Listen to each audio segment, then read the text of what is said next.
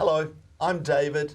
You're part of Staying Alive. It's a panel show about our ageing community. This is Gordon, Leanne, and Greg. And today's topic, we're actually going to talk about, it's a really interesting one. And before we turned the cameras on, we were in heated discussion, and all of a sudden I said, shut up to everyone, because there's so much we can talk about it. Is the depiction of queer people in film, television, whatever. Leanne, it was your idea to talk about this.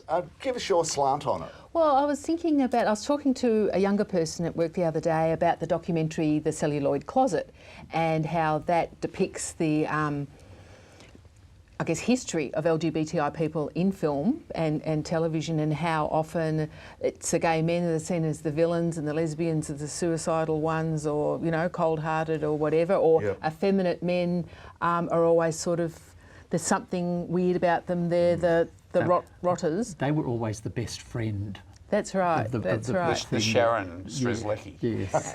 Yes. And I wondered if that's changed. And if it has, what impact that'll have on people, and what maybe impact it had on us growing up watching TV and movies. It's a really interesting topic, and it is something that's in front of us, because we're, you know, look, we actually get heroes all the time, don't we? Right. And from television or movies. Greg, what's your thoughts? Do you think it's changed? I grew up with a constant dose of Graham Kennedy, a constant dose of queer people that weren't out.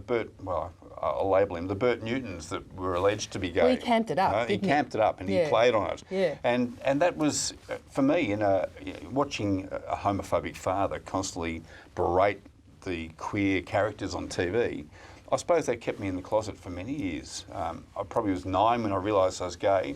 I probably didn't come out until my 20s.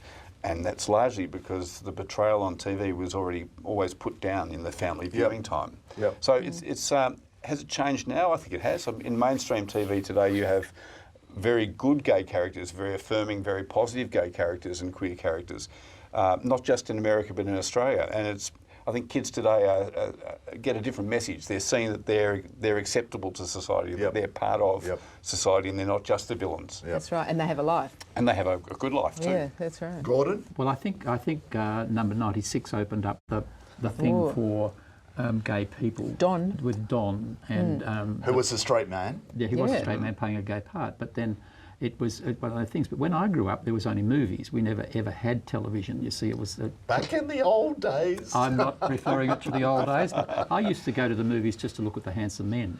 I never went.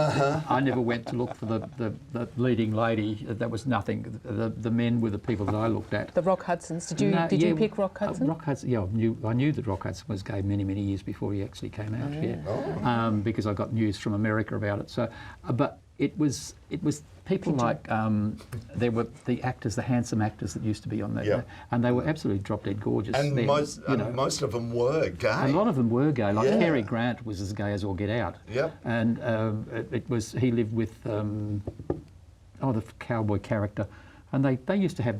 Not John Wayne, I'm thinking. No, definitely not. Yeah. Well, Dirk Bogarde. No, and some Dirk, famous he gay. He came out. He never came out though. He One of his actually never came boyfriends out, but still he was lives in evicted. Melbourne today. So, I mean, some of those old Hollywood actors. But they were in the closet. They were in the closet. I guess I'm talking about the ones that played gay roles. Yeah, well, there was even if they weren't. There was quite a famous American actor or English actor that went to America, and he always played the butler, and he was always sort of trissy and camp and sort of flitting around all over the place, you know. But he was just there, you know, was just the significant gay person in the film. Nothing ever happened to him, you know. But Frank Fring.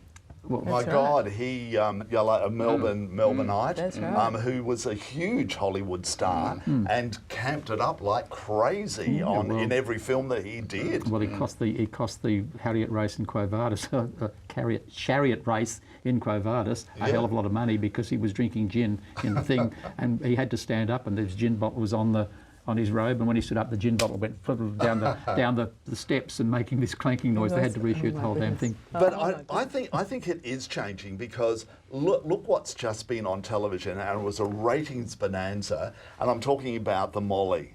Yeah, the Molly yeah. miniseries. That's true. You know, like a huge rating. And I can remember, I was quite a good friend of Molly's over the years because my background is the music industry, and he was closeted to the general public around the music industry, people and all that. Everyone knew who Molly was, but he took a long time to come out. Yeah. And it was only right at the very end of Hey Hey It's Saturday that he was literally saying whatever. And then all of a sudden they've made this mini-series and warts and all about his life, which is good to see. But I think people loved him first as the personality and the character, and then the gay thing was on top of that, and that was like, oh yeah, you know, it's Molly. Similar to Graham Kennedy. Yeah, exactly.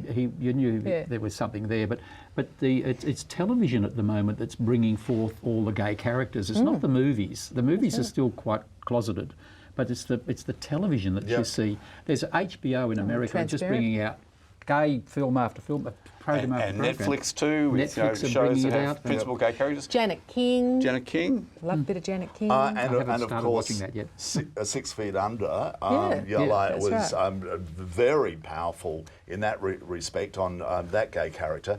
Yes, it is changing, but I still think we've got a fair way to go because in most cases they are played by straight people as well. So There's a big argument there about whether straight people should have that. I know if kids are growing up in their teens and they're watching Degrassi High, there's a trans character, a female to male trans character, and there's this big argument in the trans community, why should trans actors not play trans characters? Well, same with the Danish girl. Danish That girl, was- exactly. Yeah.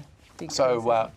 I think the communities are starting to ask and demand more of people portraying them in celluloid and That's TV. right. And of course, Yeah. it could only be good for younger people coming through to see those sort of characters on television, which we never had when we were growing And up. well-rounded characters. Oh yes, you know, they're that- not just not just- caricatures, are they? No, that's they right. are actual people, Yep. which is great. To see. which they were. I was always the fluffy person, or Oh, The yeah. Are You Being Served? yeah, Sure. where it is very different now, and the amount of trans films that are out on the scene now is just. Danish Woman is of course the big one.